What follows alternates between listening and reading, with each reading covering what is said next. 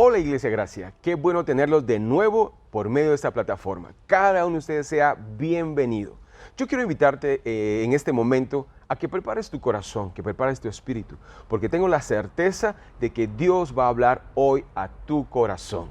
Así que cada uno de ustedes sea bienvenido. El día de hoy, el tema que tengo preparado para ustedes, se llama establecidos en su favor y victoria. Estar establecidos, ¿qué es estar establecidos? Es estar firmes, parados, de pie, encallados. Y no sé, pero muchas veces no nos sentimos así. Pero la palabra de Dios dice que así estamos. Entonces tenemos que aprender hoy cómo llegamos a lo que creemos, a lo que sentimos, a poder entender que la fe no es lo que se ve, sino lo que dice la palabra del Señor. Amén. Entonces en nuestro versículo vamos a comenzar hoy, nos vamos a ir. Y un aplauso por favor para los muchachos que estuvieron ayudando con todas mis citas bíblicas. Mandé como 100, probablemente no me va a dar tiempo, entonces tal vez unas 75 veremos hoy. La palabra es buena y uno tiene que fundamentar todo lo que enseñamos con base a la palabra de Dios. Amén. Entonces, vámonos. Romanos 4:25. Dice: el cual fue entregado por nuestras transgresiones y resucitado para nuestra justificación. Entregado por nuestras transgresiones. La fe nuestra está cimentada en un Cristo que fue crucificado y murió por nosotros. Amén. Amén. Pero muchas veces nos quedamos en ese conocimiento base. Y cuando nos preguntan cuál es tu fe, sí que no me voy al infierno, tengo vida eterna, porque Jesús murió por mí en la cruz. Y nos quedamos ahí. Sí, tenemos, miren, es más que suficiente. Es más que suficiente. Si Cristo únicamente hubiera venido y hubiese muerto en esa cruz para darnos vida eterna, hubiera sido suficiente, porque no teníamos ni eso. Porque la palabra de Dios dice en Romanos 6:23 que por cuanto todos pecaron, están destituidos de la gloria de Dios. Amén. Entonces el pago del pecado es muerte, dice. Entonces nosotros teníamos que morir, porque ¿quién de aquí de ustedes es justo? ¿Quién de ustedes ha podido cumplir la ley a cabalidad? ¿Quién de ustedes por obras se merece la salvación? Ninguno. Todos fuimos destituidos de la gloria de Dios. Pero muchas veces no estamos entendiendo lo que está diciendo la palabra de Dios. Y tenemos que tomar esa herencia. Porque ¿cuándo se hereda? ¿Cuándo usted hereda? Cuando se muere la persona que dejó el testamento. Y nuestro Cristo está muerto. ¿Sí? No, resucitó, pero murió para dejarnos herencia. Era necesario que Él muriera para que nosotros fuéramos considerados herederos y tuviéramos aún mucho más cosas. Y el mensaje del día de hoy que yo quiero que ustedes salgan de aquí es tener un panorama más amplio de la belleza y hermosura que significó esa cruz y el poder de su resurrección. Porque hace 2000 años Dios mandó la prueba más grande de amor hacia cada uno de nosotros, porque de tal manera amó Dios al mundo que envió a su Hijo unigénito, para que todo aquel que en Él crea no se pierda, mas tenga vida eterna. Pero no lo envió únicamente porque Dios quería darse a conocer, lo envió como ese cordero para que fuera muerto por nosotros, para que pudiera llevar sobre su cuerpo todos nuestros pecados. Entregado fue por nuestras transgresiones, faltas, pecados, maldades. Y eso es lo que queremos aprender hoy, que no únicamente fue, ya tengo salvación y vida eterna. Porque el mundo hoy viene y dice, no acepto al Señor, ahí cuando tenga 3 horas antes de morir me voy a decir, creo en ti, me voy al cielo. Como la Biblia dice que para creer en Él y ya en el momento que creo me voy. Y ponemos el sacrificio del Señor como algo que fue solo fácil. Y el sacrificio de nuestro Señor Jesucristo no fue únicamente venir, pararse, morir en una cruz. Así murieron los 2 ladrones que estaban a la par de Él. Nuestro Cristo padeció. Padeció a unos niveles inimaginables porque su cruz no únicamente, y su sangre y su muerte, no solo nos trajo salvación. Ahí pudimos ver que no fue únicamente nuestros pecados que llevó nuestro Señor. Pero ¿de dónde viene esta causa? Porque cuando vino Adán y tomó la decisión en el Edén de pecar, entró la muerte, dice la palabra de Dios, pero con la muerte entró la enfermedad, la maldición, la culpa, la condenación. Y era necesario que alguien viniera en su nivel de legalidad para poder ser nuestro pariente redentor. Y esto a Dios no lo agarró de sorpresa, Dios lo tenía planificado desde la eternidad. Él sabía que antes de crear al hombre, Él tenía una solución. La redención es antes del pecado. Él tenía ya planificado a su Hijo como el Cordero perfecto para ser ofrecido por nosotros. Entonces Jesús se ofrece como ese medio, dice, entregado por nuestras transgresiones. Y cuando vimos ahí que dice consumado es, aquí nuestro pastor nos dio la clase de teletestai. ¿Fuiste tú, verdad? No. Mención de la palabra consumado es en griego. Y lo que pasaba en ese tiempo, el teletestai, el consumado es, en esas épocas había un documento legal donde los jueces tenían un papelito con su nombre, dirección, todos sus datos, DPI, y se apuntaban cada una de las faltas, ofensas, crímenes, deudas, y se iban anotando. Era como un antecedente penal y criminal de cada uno de los ciudadanos que vivían en ese entonces. Y cuando la persona terminaba de pagar su deuda o cumplía con la condena o era pagado y era absuelto, el juez venía y abajo ponía teletestai en griego, que está escrita en la Septuaginta, o consumado es, y ponía su sello. Y eso significaba antecedentes penales limpios. No había uno que ir a la poli a hacer nada porque ya no lo agarraba uno, ya no había orden de aprehensión. Ya habíamos sido declarados limpios, sin falta. Y cuando Él declara el consumado es, la obra es terminada.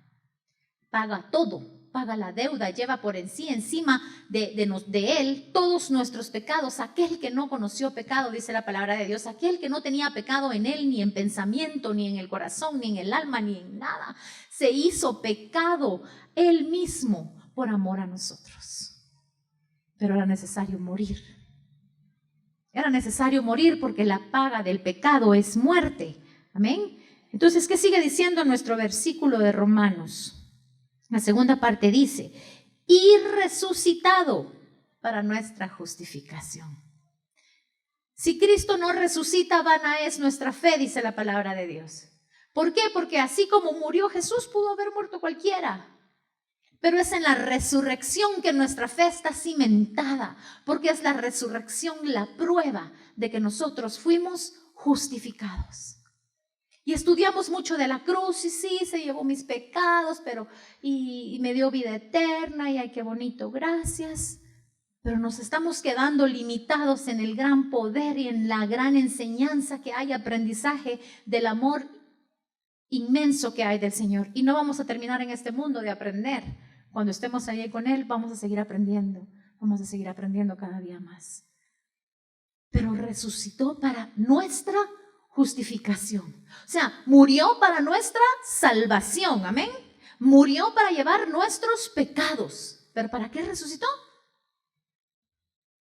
Por berrinche, para que el Padre lo sacara de ahí. Había un propósito, porque nuestro Dios es hermoso de la manera en que Él trabaja. Y Él no podía resucitar a Cristo si nosotros no hubiésemos sido declarados justos. Por eso, como ven ahí, Él dice, consumado es. Imagínense que es un tribunal y el juez justo está revisando y está examinando si es verdad que este cordero es perfecto y sin mancha, como establece el libro de Levítico. Se tomó el trabajo el Padre de revisar la perfección del Hijo, para revisar la perfección en su alma, para revisar si es cierto que había llevado todas las enfermedades, para revisar si había sido cierto que era más que suficiente y era más que perfecto, y el pago de su precio, su valor era aún mayor de aquello que debíamos todos nosotros. Y el Padre se complació. porque vio esa hermosura de hijo en el Señor Jesús, que era capaz su vida de pagar el precio, no solo por nuestros pecados.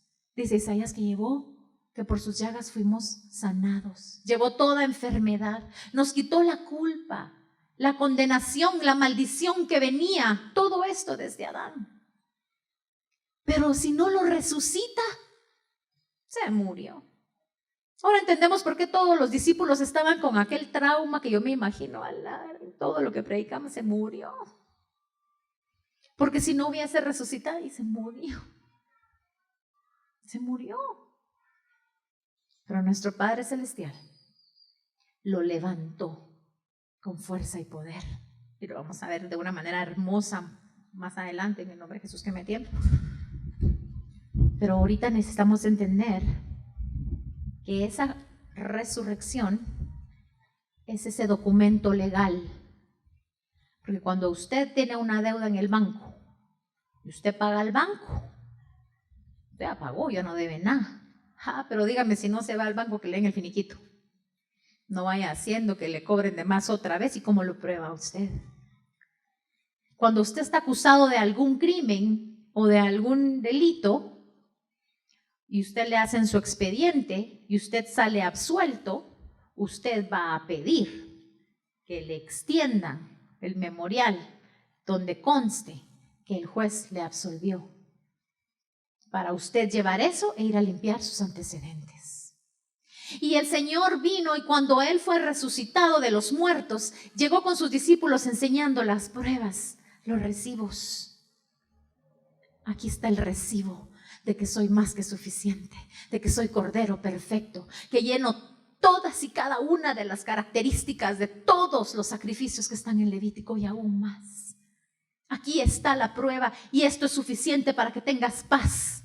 Y con esto vas a poder venir, y cuando el enemigo venga a decirte eres culpable, tú le dices no, porque yo tengo el recibo, porque mi Cristo vive, porque mi Cristo está sentado a la diestra del Padre. Cuando vengan los problemas a acusarte y a decirte que no puedes salir, que es la voluntad de Dios dejarte ahí, tú te tienes que levantar y decir no, por cuanto mi Cristo vive y resucitó, y he visto por fe. Porque dice la justificación viene por fe, porque aunque no le vimos en la cruz, creemos que Él murió y que Él está sentado a la diestra del Padre porque fue resucitado al tercer día.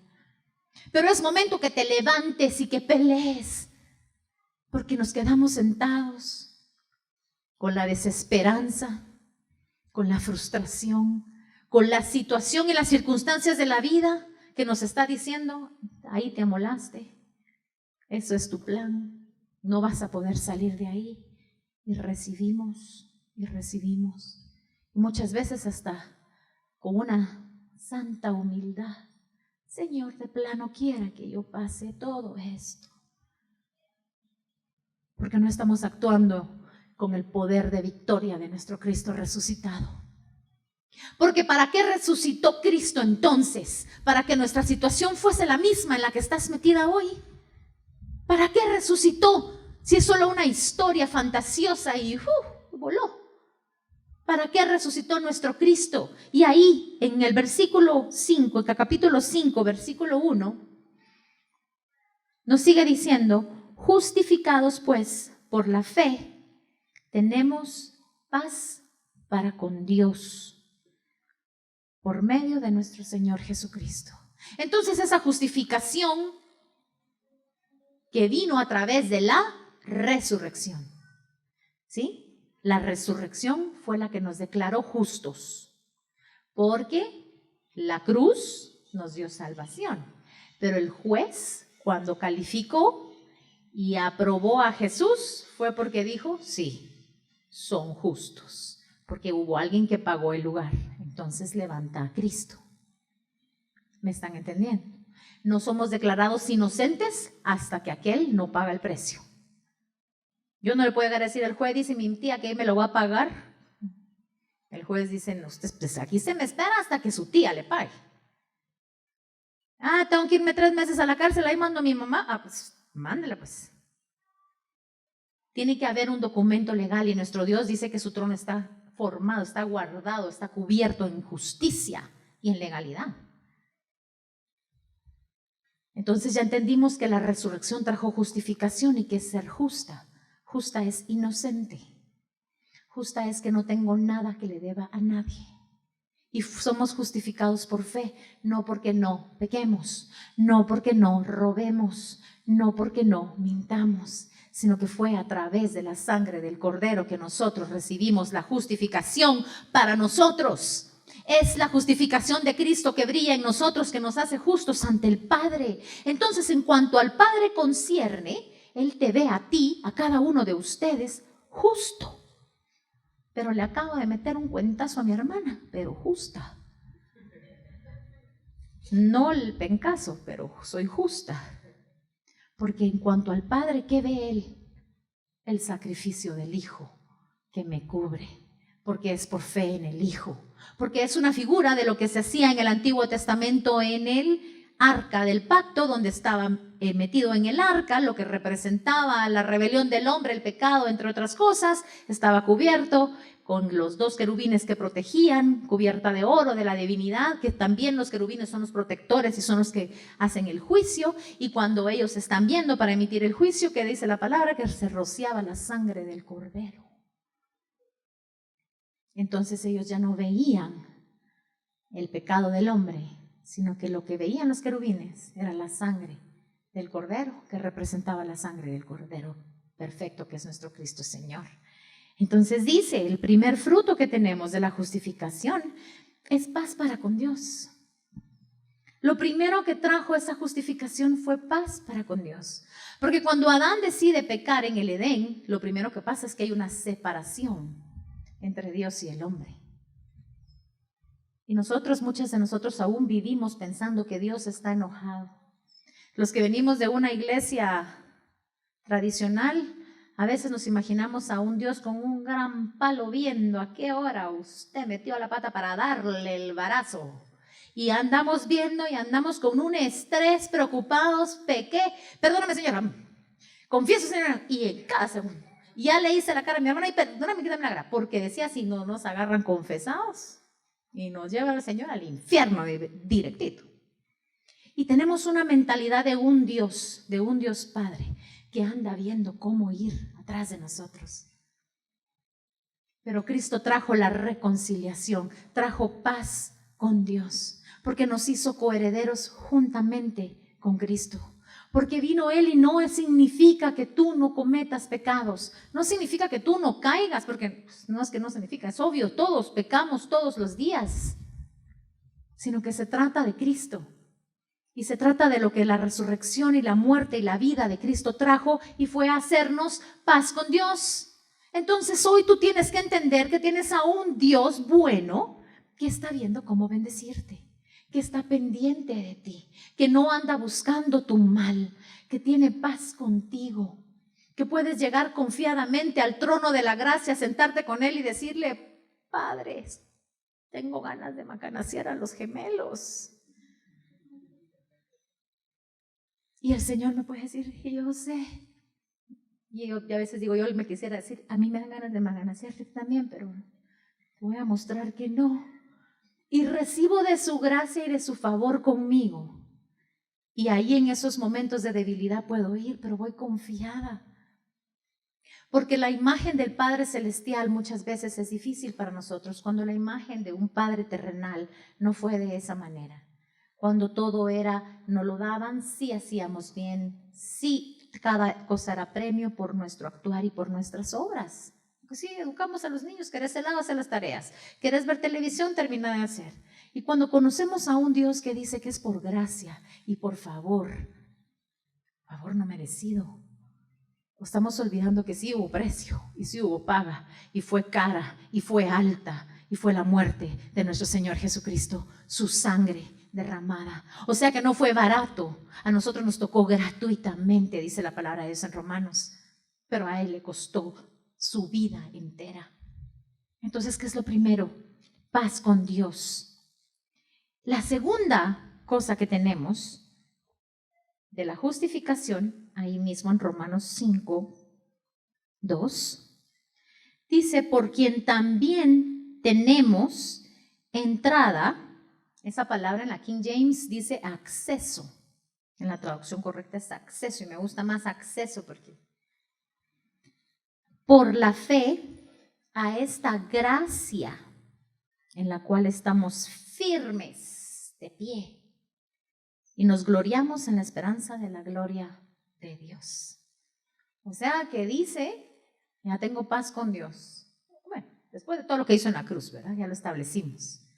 Pero en la resurrección tenemos paz con Dios de parte del Padre.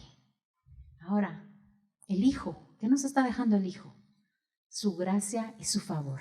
Y nos está diciendo que nosotros estamos establecidos, firmes en favor, en gracia. ¿Sabe usted qué es gracia? La definición de gracia es favor no merecido. O sea que no se lo merece. O sea que usted muchas veces lo rechaza en su vida porque usted se autoevalúa y se da cuenta que no es merecedor. Entonces automáticamente lo rechazamos. Ay no, ya me lo estoy fumando, dice. Uy, estas cosas que me están viniendo, que Dios me quiere bendecir si yo no soy digno. Y la cruz y Jesús, si no es por sus obras, nunca va a ser. Es por gracia. Y Él es gracia. La palabra gracia está personificada en Cristo. Él es gracia, Él es la definición de gracia. Y dice aquí que estamos firmes. Pero yo estoy llena de deudas. Pero yo estoy llena de enfermedades. Pero estoy llena de pleitos con mi familia. Estoy en problemas legales. ¿Cómo me vienen a decir que estoy firme en su favor? Y comenzamos a ver nuestra situación y nuestra circunstancia. Pero estamos olvidando que nosotros estamos en este mundo, pero que no somos de este mundo. Y que tenemos que ver las cosas que no son como si fuesen. Y si Dios dice que estás parada firme en su gracia y en su favor, es porque estás firme en gracia y en su favor. Y como acceso, dice acceso. Tienen acceso, entrada, dice la palabra. Entrada, tienen acceso. ¿Cómo entro a recibir la gracia? Señor, tu palabra dice que tu gracia y tu favor está sobre mí. Deje de andar reprendiendo la situación. Reprendo la deuda, reprendo que se anule mi deuda en el banco. No va a cambiar su situación. Lo que va a cambiar es su situación en su corazón. Porque usted va a venir y va a hallar gracia y favor. La deuda no se la van a perdonar, puede pasar, pero no se la van a perdonar. Pero va a hallar gracia con el señor del banco. Va a tener favor para que le extiendan el tiempo. Va a tener favor para que venga la provisión de algún lado. La gracia será manifestada sobre cada uno de ustedes por cuanto están creyendo y declarando. Si el Señor dice en su palabra que estoy cimentada, establecido en gracia y en favor, aunque las circunstancias me estén diciendo que estoy a punto que me metan al tambo, el Señor algo va a hacer, porque dice que es por su gracia y su favor. ¿Cómo? No lo sé. Enviará ángeles o cuervos para alimentarme. De donde menos lo imagine, Él vendrá, la salvación vendrá porque su palabra es verdad y Él no miente. Deje de andar viendo la circunstancia y atacando, y ahí se ponen que reprenden y que solo falta que le echen sal y chunches y de todo para la... Tenemos a un Dios vivo, tenemos a un Dios resucitado que nos está diciendo ¿en dónde estás? Y hasta que tú no te coloques en ese lugar y te visualices que estás ahí, en medio de tu circunstancia, que la circunstancia no cambie. Cuando tú miras y soy favorecido, la gracia del Señor está. Y hoy veré su gracia, y hoy veré su favor. Y te levantas todos los días y dices, grande es su nombre, porque la palabra dice que yo estoy en favor y gracia. No importa la circunstancia, su gracia y tu favor te van a perseguir si tú lo crees y si tú lo confiesas. Y es importante entonces que conozcamos estas verdades. Me va a dar tiempo, gracias Jesús. Amén. Entonces tienes derecho a estar en ese terreno favorable de Dios. El favor de Dios en todo el Antiguo Testamento, cuando lo veíamos y su gracia, era limitada únicamente por el hombre. No me da chance de leerles porque todavía tengo, todavía tengo tiempo, espero yo, Señor. Cuando hubo la gracia y el favor, por ejemplo, vámonos, Señor, tú. Segunda de Reyes 4, Dios 7. Vamos a ver esta. Traía como 3, pero solo vamos a ver una. Segunda de Reyes 4, 2, 7.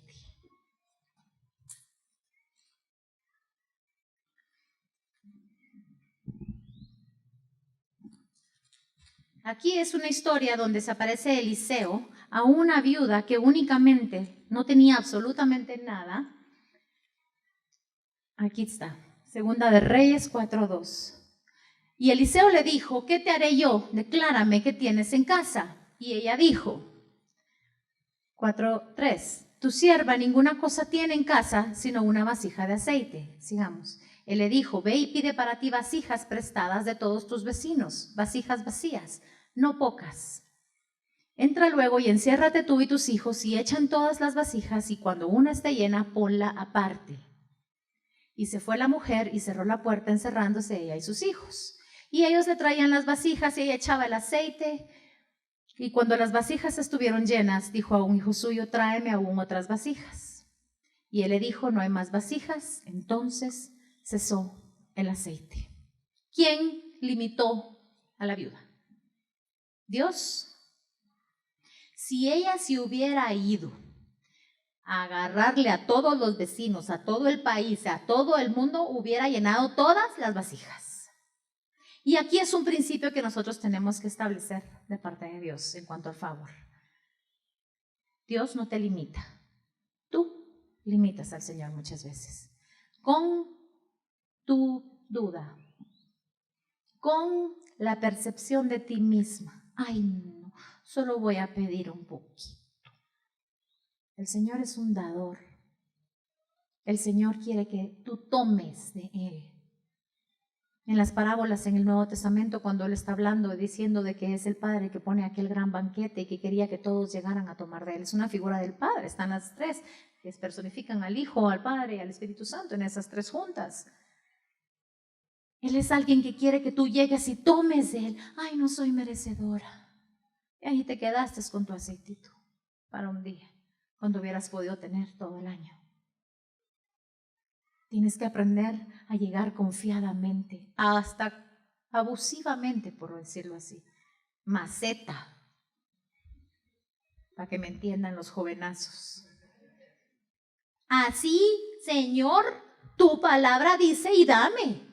Y toma, y dame más, y dame más. Otra historia de esta misma, aquí con el mismo Eliseo, no lo vamos a leer, está cuando él se llega a Joás, está a punto de morir Eliseo, y le dice, va con el rey Joás, y había problemas con Siria, y ya estaba por vencer contra Siria, y entonces viene y lleva un arco y flecha, y le dice, tira el arco y la flecha, y el rey tira el arco y la flecha, y le dice, Dios se va a dar victoria. Ahora agarra las flechas, le dice, y somata en el suelo, para las victorias que vas a tener. Y viene el Joás, el rey agarra sus flechas y ¡paz! ¡paz! 3. Y Eliseo se le queda viendo y le dice, 3 veces, solo 3 victorias tendrás contra los sirios. ¿Por qué solo somataste 3 veces? Hubieras somatado 5 o 6, los hubieras vencido para siempre. Y murió Eliseo, con aquella frustración de que el rey usted agarre sus flechas y somate hasta que se le quiebren, porque está esperando en la fe del Señor. Y son esas actitudes proféticas de nuestro corazón. No se digo que se vaya a ir a robar flechas de algún lado y se le va a quebrar en la cabeza a alguien.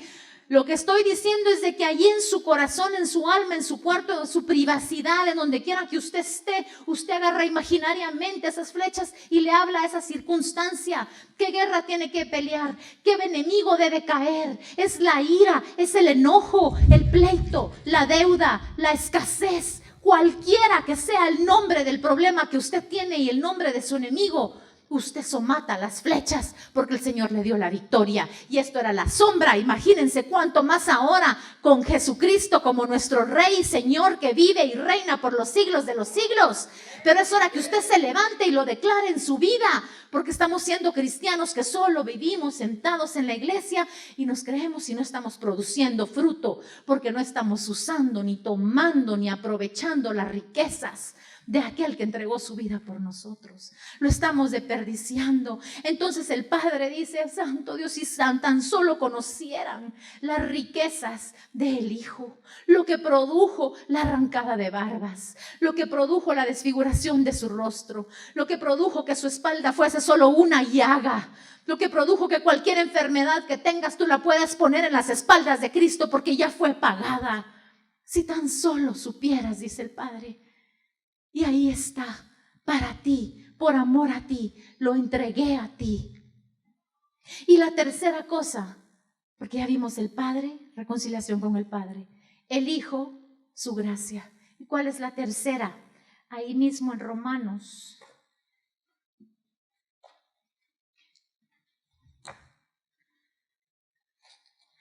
Ya me pasé de Romanos. Ahí en el 5 más abajito dice Romanos 5:5. El mismo de lo que está hablando aquí es de que su amor nos dio. Y la esperanza no avergüenza, porque el amor de Dios ha sido derramado en nuestros corazones por el Espíritu Santo que nos fue dado. El Espíritu Santo nos fue dado a nosotros por su resurrección, porque fue ese mismo Espíritu que resucitó a Cristo de la muerte. Entonces ya vimos la cruz, se fue, llegó a la muerte, llegó a los infiernos.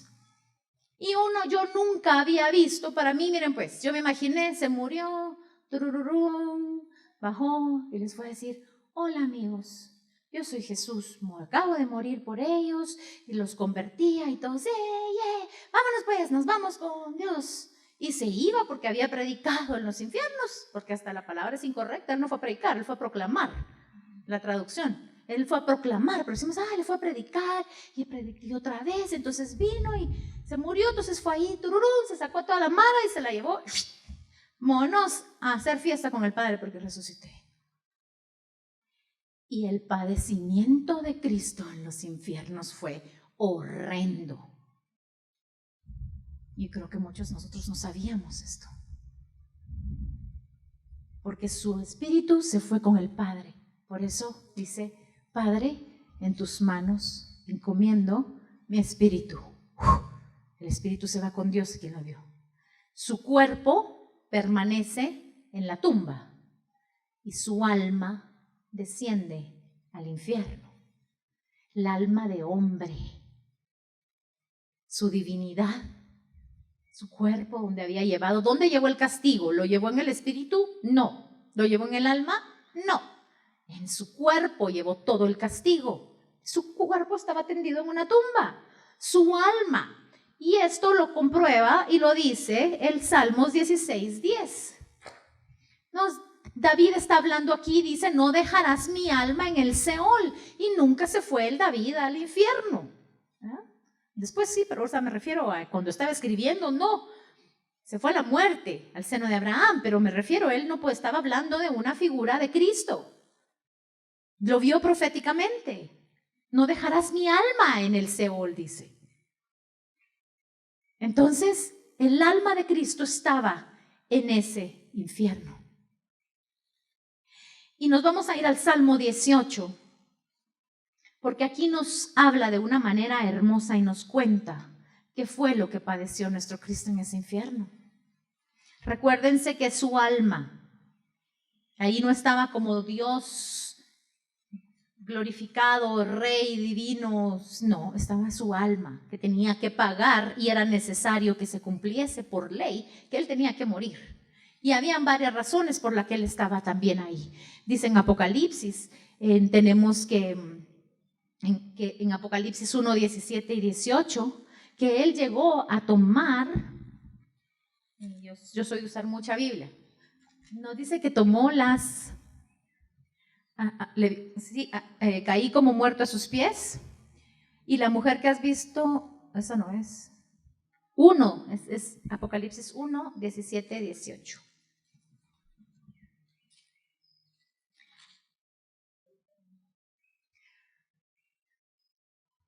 Entonces yo estoy loca.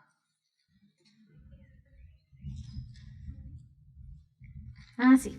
No temas, yo soy el primero y el último, y el que vivo y estuve muerto, mas he aquí que vivo por los siglos de los siglos, amén, y tengo las llaves de la muerte y del Hades. ¿Cuándo consiguió el Señor Jesucristo las llaves del infierno, de la muerte y del Hades? Cuando Él estuvo en el infierno. ¿Por qué? Porque las puertas estaban por dentro. Era necesario que Él muriera. El Padre lo había planificado desde hace tiempo. Le digan, ya lo tenía planificado, porque algún día que me vuelvan a invitar les explico por qué es lo que estaba pasando ahí en esos abismos y en esos lugares. Pero lo que estaba pasando era que el nombre de Jesús, el nombre de Dios estaba cautivo, había estado cautivo. Una de las otras razones, y era necesario, está en Isaías 14, lo pueden buscar después, cuando dice que había estado a la cautivo y tenía cautivos a todos como esclavos y no los dejaba salir. Y alguien más tenía las llaves del infierno y del Hades. No solo él tenía que morir para pagar por nuestro pecado, sino que tenía que ir a abrir esas puertas y tenía que saltar esos muros que estaban rodeando lo que antes era un santuario y donde estaba el nombre de Dios. ¿Por qué? Porque era necesario, porque nos está mostrando, y lo que vamos a leer ahorita en el Salmos 18, es todo lo que Cristo padeció para que hoy tú te vayas de aquí con la manera en la que puedes salir victorioso de todo infierno en el que tú te mantienes, en el que tú caes, en el que tú vives, en el que tú experimentas. Porque si Dios lo dejó establecido para Cristo, es para tu aplicación. Porque la palabra de Dios dice que así, juntamente con Él, nosotros fuimos resucitados, aquellos. Sí, amén. Dice que nosotros somos resucitados juntamente con Cristo. Y que ese mismo poder de resurrección, dunamis, que estuvo en Cristo, es el mismo que nos va a levantar a nosotros. Entonces vámonos allá a nuestro Salmo 18. Ya comencé con el cantadito de que ya voy con tiempo. En el versículo 4 del Salmo 18, aquí está hablando del alma, de lo que estaba sintiendo nuestro Señor Jesucristo. Dice, me rodearon ligaduras de muerte y torrentes de perversidad me atemorizaron. Ligaduras del Seol me rodearon, me tendieron lazos de muerte. En mi angustia, versículo 6, invoqué a Jehová y clamé a mi Dios. Y Él oyó mi voz desde su templo y mi clamor llegó delante de Él a sus oídos. Los enemigos que estaban rodeando a Jesús eran más fuertes que Él. Él estaba debilitado.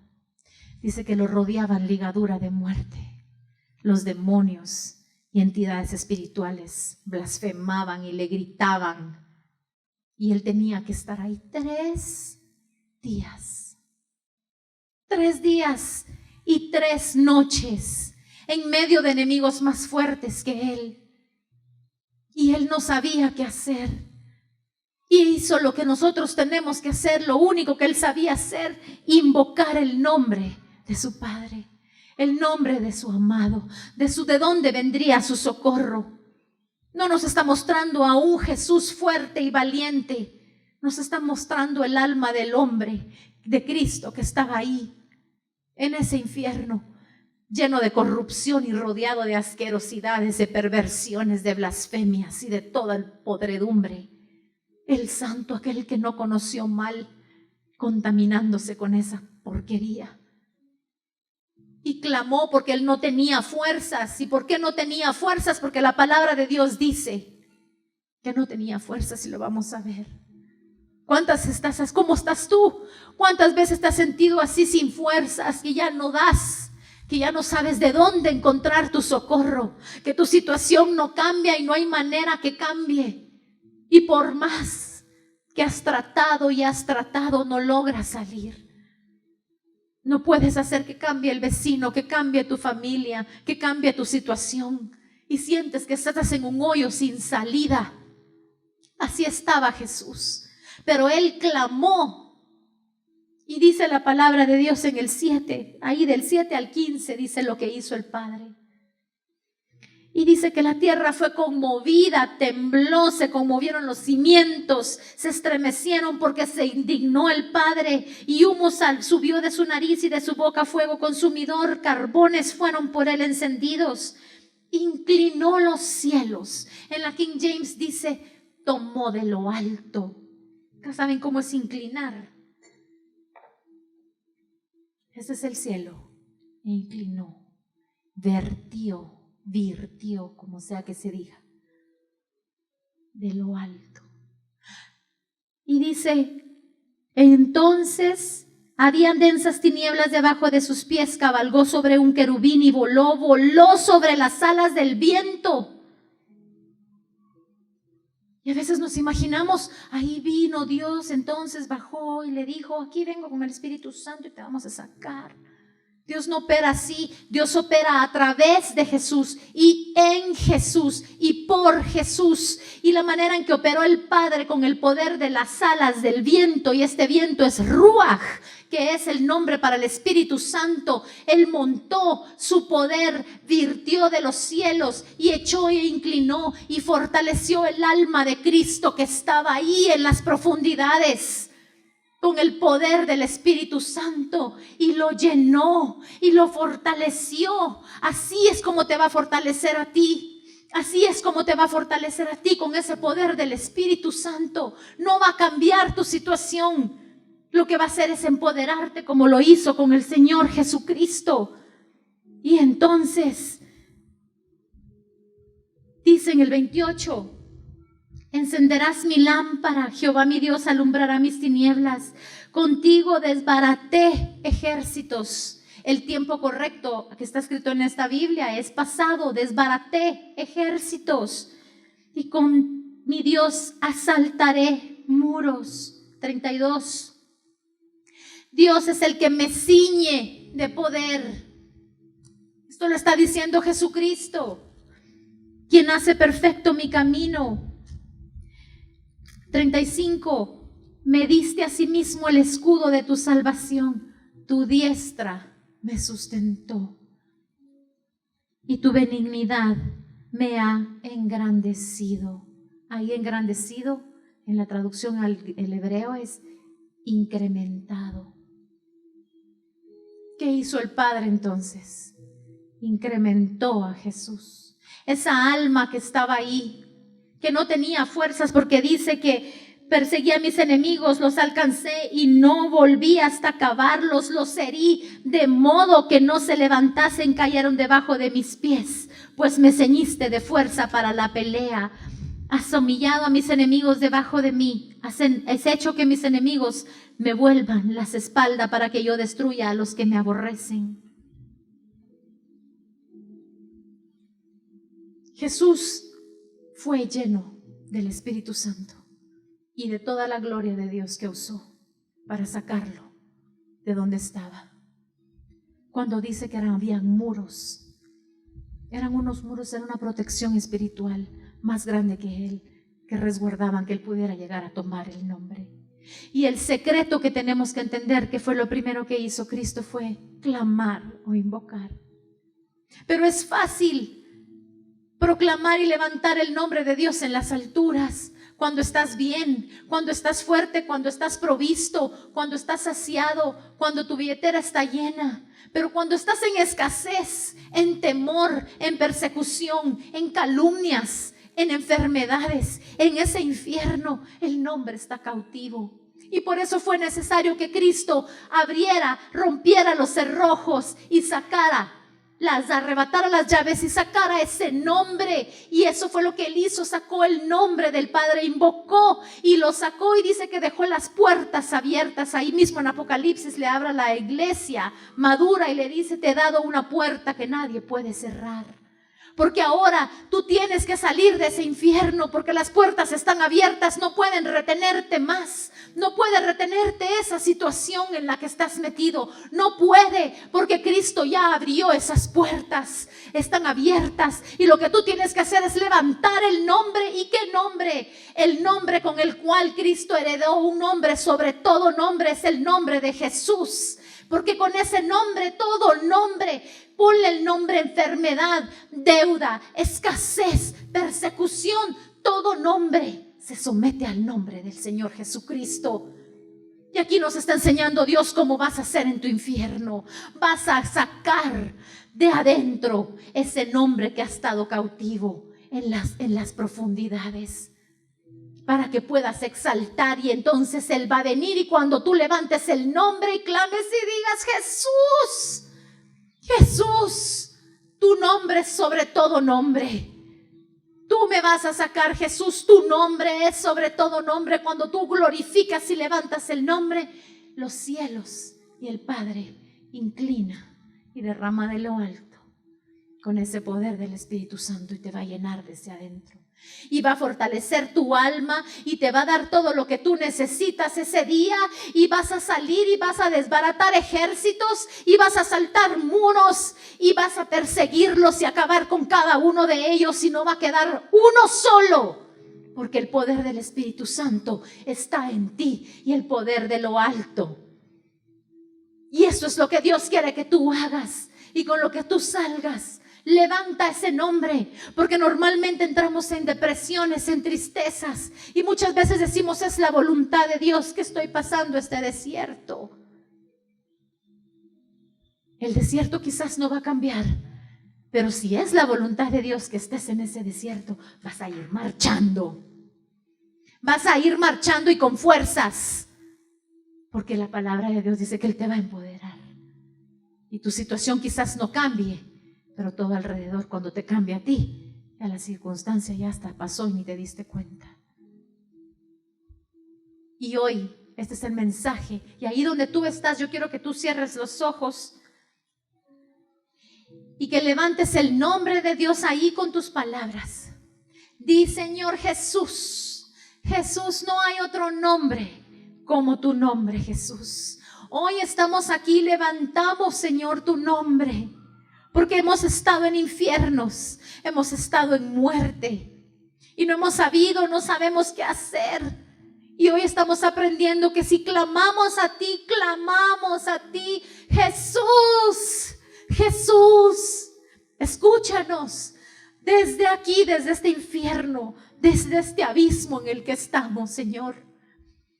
Manda tu Espíritu Santo en sus alas y vierte todo el poder y llénanos, Señor, y sácanos con fuerza y poder. Levantamos, sí se puede salir de ese infierno, sí se puede, porque Cristo abrió las puertas y Él tiene las llaves, y ninguna potestad ni ninguna autoridad puede venir y ponerse en contra y cerrar las puertas que Cristo ya abrió. Sal de donde estás, imagínate saliendo, imagínate levantando el nombre de Jesús, y con eso, ese es el nombre que se te ha dado, que va a llevar en tu frente, ese es el nombre que está en ti, el nombre de Jesús. Con ese nombre vas a levantar bandera, con ese nombre vas a vencer ejércitos. Levanta el nombre ahí donde estás en tu situación y háblale a ese infierno y dile: no prevalecerán contra mí tus puertas, porque están abiertas. No tienes poder y autoridad, por cuanto mi Cristo venció la muerte y te venció aquí abajo, y ahora reina. Y ese mismo poder de resurrección está en mí, y soy más que vencedor en Cristo Jesús. Amén y amén. Estoy seguro que la palabra de hoy llenó tu corazón, llenó tu vida. Pero quiero invitarte a que no te conformes solo con ver esto, sino al contrario, quiero invitarte a que tú te unas a nuestra iglesia, que nos visites y que seas parte de nuestra familia. Ahora, si no puedes, quiero invitarte a que te suscribas a este canal y que puedas ver y escuchar todas nuestras prédicas. Y aparte de eso, pues que nos sigas en nuestras redes sociales y que lo compartas con tus amigos.